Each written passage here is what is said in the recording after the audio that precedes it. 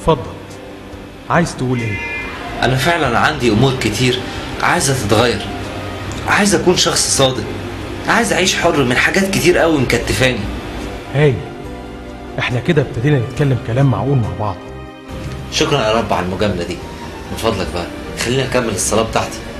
انا اول مره اطول في الصلاه الربانيه بالشكل ده. اتفضل. خبزنا كفافنا اعطينا اليوم. هو اللي معاك ده خبز اليوم بس؟ ايه ده؟